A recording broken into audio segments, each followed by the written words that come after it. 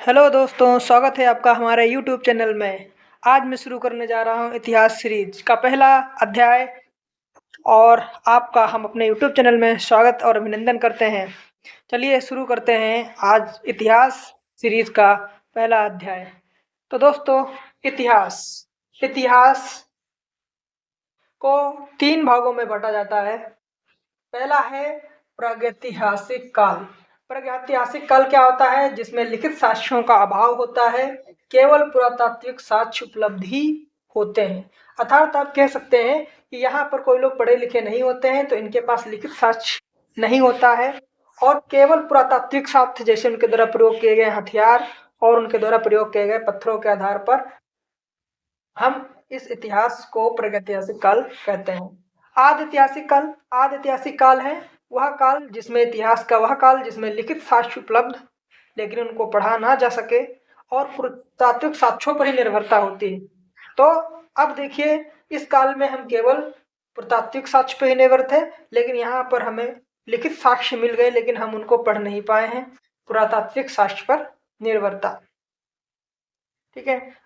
ऐतिहासिक काल क्या है? लिखित साक्ष्यों की प्रचुरता है और हम उनको पढ़ भी सकते हैं और प्राथमिक साक्ष्य भी उपलब्ध है, तो इसको कहा गया है ऐतिहासिक काल। ठीक है। तो अब हम कहते हैं कि जो प्रागैतिहासिक काल है उसको पाषाणकालीन सभ्यता कह सकते हैं, इसको हम सिंधु घाटी सभ्यता कह सकते हैं और ये लगभग 6ठी शताब्दी ईसा पूर्व से प्रारंभ वैदिक सभ्यता के आसपास का समय। ठीक है। पूरा अब कह सकते हैं पाषाणकालीन सभ्यता। इसमें उपकरणों की भिन्नता के आधार पर इसको 3 भागों में बांटा गया है: पूरा पाषाण काल, मध्य पाषाण काल, नव पाषाण काल। ठीक है। अब इसके बारे में जान जाते हैं। पूरा पाषाण काल क्या है? अब देखो, पाषाणकालीन सभ्यता को ही उपकरणों की भिन्नता के आधार पर 3 भागों में बांट दिया है। पूरा पाषाण काल शिकारी एवं खाद्य संग्राहक थे। शिकारी थे और खाद्य संग्रह करके खाते थे, शिकार करते थे, खाना बीन खोज कर खाया करते थे। पशुपालन, कृषि एवं अग्नि का ज्ञान का अभाव था, यानी वो पशु पालना नहीं जानते थे, अग्नि कृषि भी नहीं करते थे और अग्नि का ज्ञान नहीं था। इस काल में संबंधित प्रथम जो हस्त कुठार है 1863 में पल्लवरम मद्रास यानी चेन्नई में रॉबर्ट ब्रूस को मिला। रॉबर्ट ब्रूस फुट को प्राप्त हुआ। ठीक है।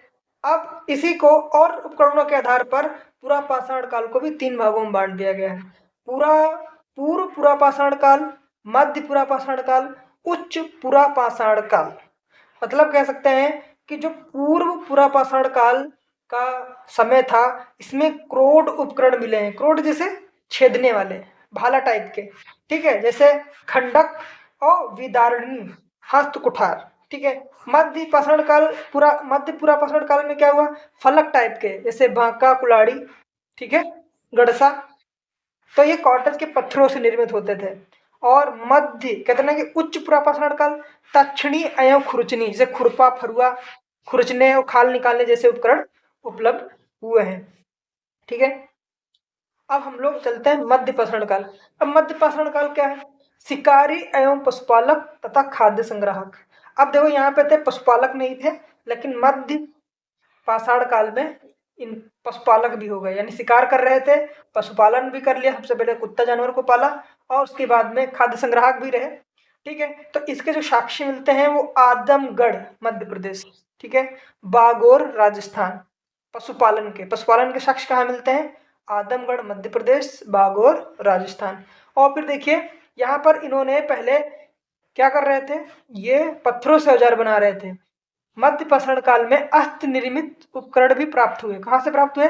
सराय नाहर राय, प्रतापगढ़ उत्तर प्रदेश, और महदहा, ये भी प्रतापगढ़ में है। ये 2 ऐसी जगह है उत्तर प्रदेश की जहां पर मध्य पाषाण कालीन सभ्यता के अस्थि निर्मित यानी हड्डियों से निर्मित उपकरण भी प्राप्त हुए हैं। ठीक है। अब हम लोग पढ़ते हैं नव पाषाण काल। नव पाषाण काल क्या है? अब इसमें शिकारी भी था, खाद्य संग्राहक भी था, पशु पालने लगा था मध्यकाल में ही, एवं कृषि एवं आग का उपयोग उसने किस काल में करना सीखा? नव पाषाण काल में। ठीक है। अब स्थल देख लेते हैं, प्राप्त साक्ष्य देख लेते हैं जो कि नव पाषाण कालीन है। लहुरा देव भारत। चावल का प्राचीनतम साक्ष्य कहाँ से मिला? लहुरा देव भारत से। मेहरगढ़ पाकिस्तान में है। यहाँ पर क्या मिला? गेहूं का प्राचीनतम साक्ष्य। गुफ करार जो है भारत में है। कृषि एवं पशुपालन दोनों का साक्ष्य कहाँ से मिला? गुफ कराल भारत से। बुरझोम मानव कंकाल, कुत्ते का कंकाल, एक गर्तावास। गर्ता ने भूमि में आवास बनाने का साक्ष्य कहाँ से मिला? वो मिला बुरझोम से। और यहाँ पर मानव के साथ कुत्ते का कंकाल भी मिला। पांचवा देख लेते हैं, संगन कल्लू, राख के टीले, पिकलीहल, राख के टीले, और उतनूर, राख के टीले। तो ये जो है ये नवपाषाण काल है। चलो एक बार हम लोग फिर से रिवाइज कर लेते हैं। इतिहास को 3 खंडों में बांटा गया है। प्रागैतिहासिक काल, आदिऐतिहासिक काल, ऐतिहासिक काल। प्रागैतिहासिक काल जिसमें लिखित साक्ष्य का अभाव है, नहीं लिखित रूप से हमें कोई ऐतिहासिक साक्ष्य उपलब्ध नहीं है, केवल उनके द्वारा पत्थर से बनाए हुए उपकरणों के आधार पर हम इस साक्ष्य के आधार पर ही इस इतिहास के बारे में जानते हैं। आदि ऐतिहासिक काल वो है कि हमें लिखित साक्ष्य मिल गए हैं लेकिन हम उनको पढ़ नहीं पाए हैं, लेकिन पुरातात्विक साक्ष्य में पूर्ण रूप से हमारी निर्भरता है। ऐतिहासिक काल वह है कि लिखित साक्ष्य भी हमारे पर प्रचुर मात्रा में है और पुरातात्विक साक्ष्य भी हमारे पास उपलब्ध है। तो जो ये काल है प्रागैतिहासिक काल, यहाँ ये पत्थरों के आधार पर इसको पाषाणकालीन सभ्यता कहा गया है। ठीक है, इसको 3 भागों में बांट दिया गया है, पुरापाषाण काल, मध्यपाषाण काल, नवपाषाण काल। ठीक है, और पुरापाषाण काल क्यों कहा गया है? क्योंकि यहाँ पर शिकारी थे, खाद्य संग्राहक थे। खाद्य संग्राहक का मतलब जंगल में खोजते बीनते थे, जो मिलता था खा लेते थे। जानवर को देखते थे उसका शिकार कर देते थे, चाहे वो जानवर सीधा हो चाहे बुरा हो। ठीक है, पशुपालन कृषि का और अग्नि का उन्हें अभाव ही नहीं था, नहीं कच्चा मांस खाते थे। और जो उनके पास हथियार पहला मिला है पल्लवरम में, मद्रास में, रॉबर्ट फ्रुस फुट को, और 1863 में। ठीक है, और इस पुरापाषाण को भी पत्थरों के विभिन्नता के आधार पर 3 भागों में बांट दिया गया है। जैसे पूर्व पाषाण काल, मध्य पुरापाषाण काल, उच्च पुरापाषाण काल। अब देखो इसमें क्या है, क्रोड उपकरण जैसे भाला, छेनी, जो जो नीचे से नुकीले होते हैं, जैसे ये नीचे से नुकीला, इस तरीके के जो हथियार पत्थरों के थे वो जो थे वो आपके क्रोड उपकरण थे, जैसे हस्त, कुठार, खंडई, पिदानी। मध्य पुरापाषाण में क्या क्या हुआ? फलक टाइप के आ गए, जैसे गंडसा, कुल्हाड़ी। और उच्च पुरापाषाण काल में तक्षणीय, खुरचनी, जैसे खुरपा, फरुआ, इस तरीके का। अब आते हैं मध्य पाषाण काल। मध्य काल में शिकारी के साथ साथ पशुपालक भी हो गया। ठीक है, पशुपालन के हमको 2 जगह से मिलते हैं, आदमगढ़ मध्य प्रदेश से साक्ष्य मिलता है, बागोर राजस्थान से साक्ष्य मिलता है। अस्थि निर्मित उपकरण भी इसी मध्य पाषाण काल में ही हमको साक्ष्य मिले हैं। सराय नहर, राय प्रतापगढ़ उत्तर प्रदेश, महदहा प्रतापगढ़ उत्तर प्रदेश। अब चलते हैं नवपाषाण काल में। नवपाषाण काल में शिकारी भी था, खाद्य संग्राहक भी था, पशुपालक भी था, खेती भी करना शुरू कर दिया था और आग का प्रयोग भी करने लगा था।